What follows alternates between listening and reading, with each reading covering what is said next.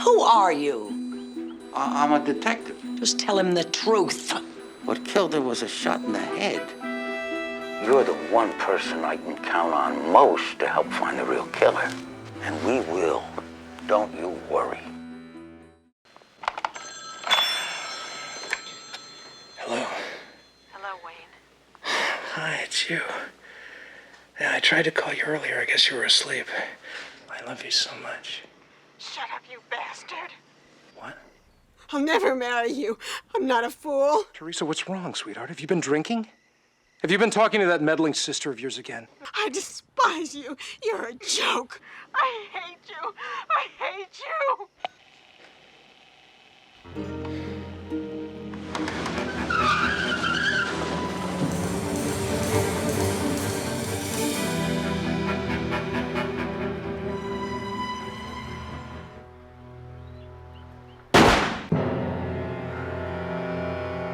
You moved the body?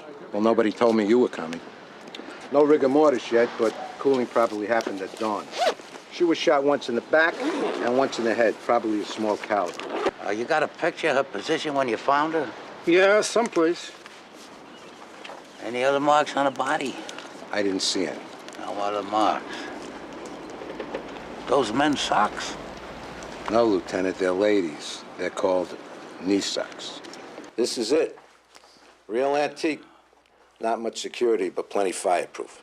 Now, any guy with a little experience can open an old-timer like that. Any guy? What guy? The thief. He obviously got the gun away from her, and, what the hell are you looking at? Oh, it's nothing. Panties. Turns out my wife wears the same brand as Miss Gorin. So it was a robbery that went bad. Now, that's interesting. That's where he got in, that's all. There's no prints there either. No, I mean that a professional could open a safe that cleanly, but my nephew could open this with a Boy Scout knife. I guess you're Miss Gorin's tennis instructor? This is Wayne, the man she said she was going to marry. He is? Boy, she sure fixed this up nice for you. You caught this thing? Cabo San Lucas. And that's you on the mountain, too? The one on the left's my Sherpa. And skydiving, that's you? Yes. And that's me on the yacht. I was crewing a race down in New Zealand. Oh, Jess, I am so terribly, terribly Cut sorry. the crap. I've been told what happened. Why aren't you in Palm Springs?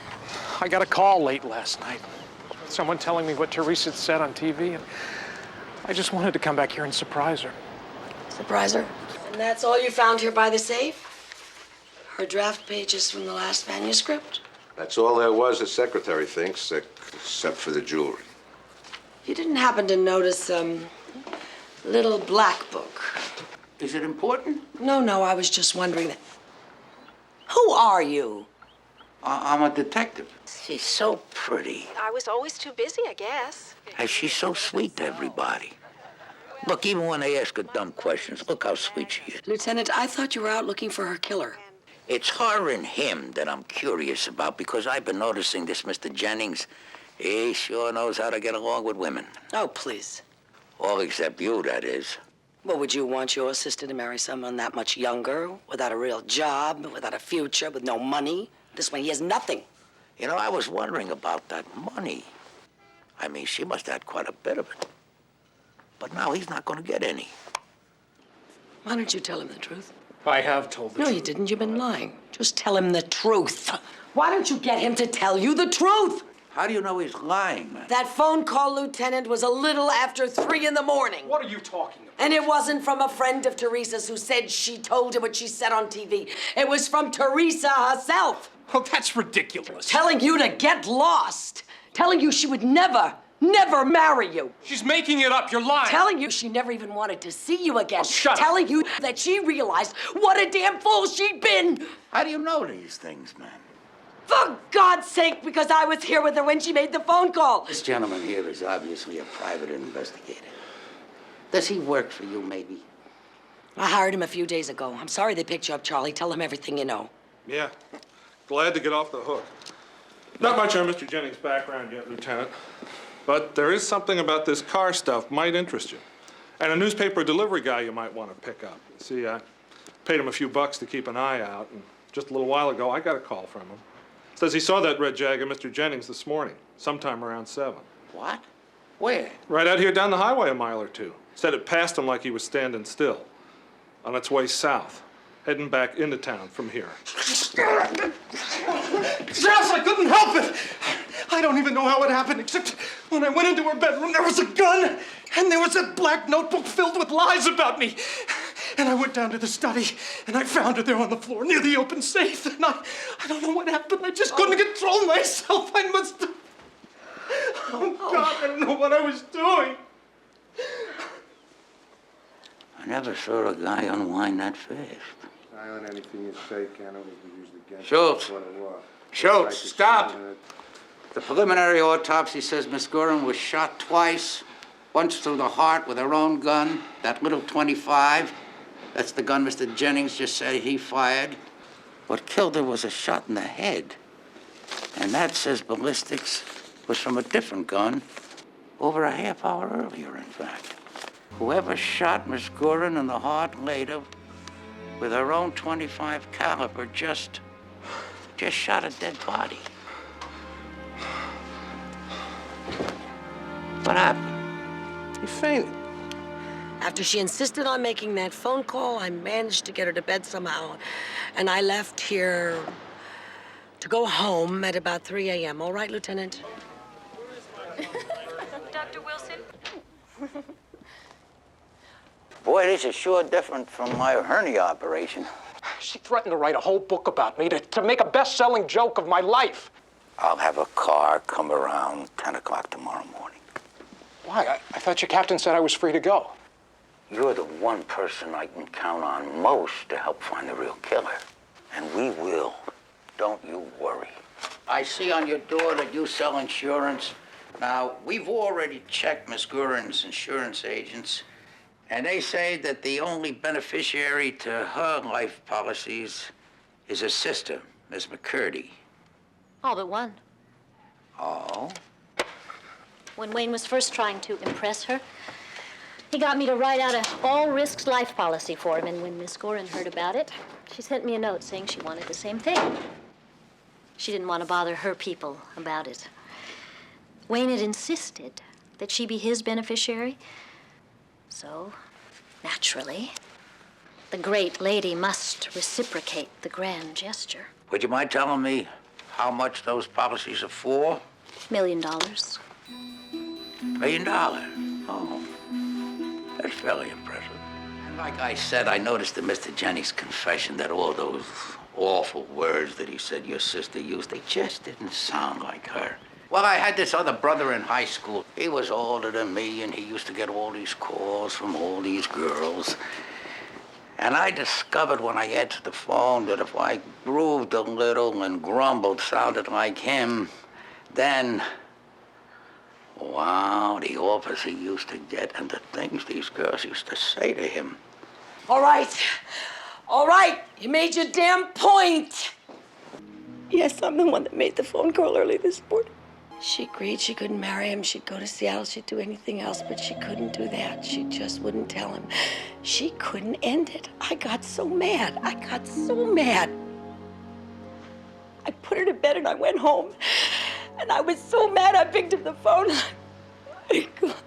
There's a telephone call for Lieutenant Columbo. All right. He'll take it in here. All right, go on. Shh, quieto, conejita. No le digas que estoy aquí. I have a surprise for you. Come on, I'll tell you. All right, Schultz, but if you could scare me up a ride.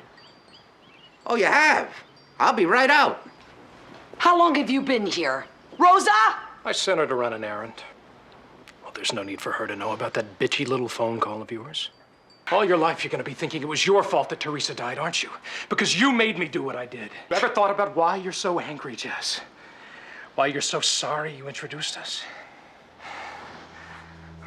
You lousy bastard. Jessica, I've seen how you've watched me.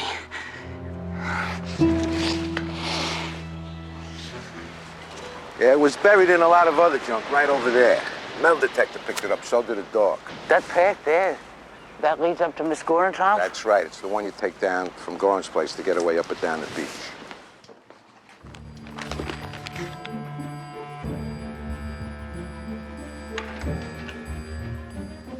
What the hell are you doing?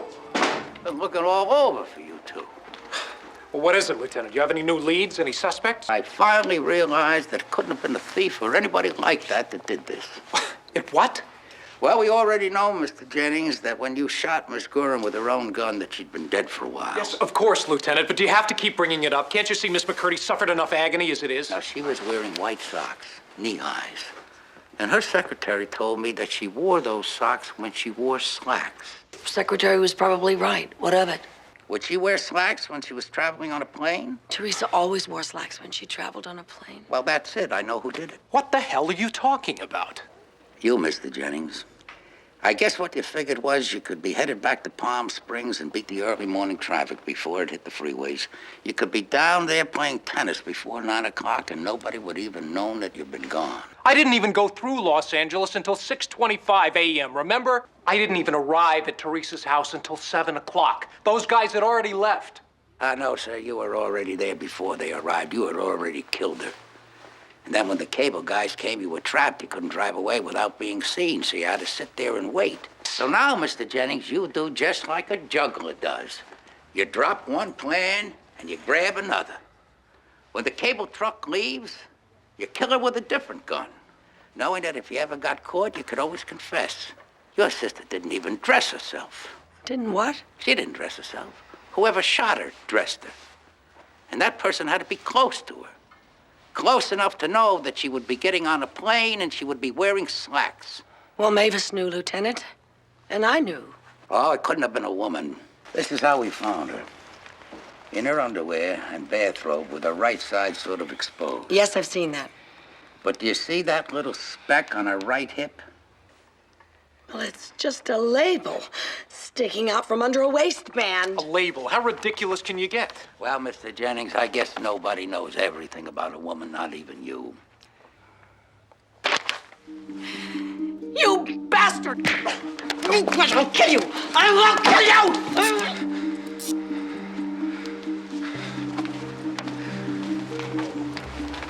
I don't understand. What the hell is wrong with this damn picture? Well, here, let me show you on these panties. Hold this up a minute. But Mrs. Gorin's panties were maiden form. I saw them in the drawer. That's what my wife wears. And maiden form panties are always on the left. The panties I just saw in the morgue, left side. So how did the label get from over here all the way around to over there? Well, there's only one answer. The panties were put on backwards. And you don't think she would do a thing like that herself, do you? Just one more thing.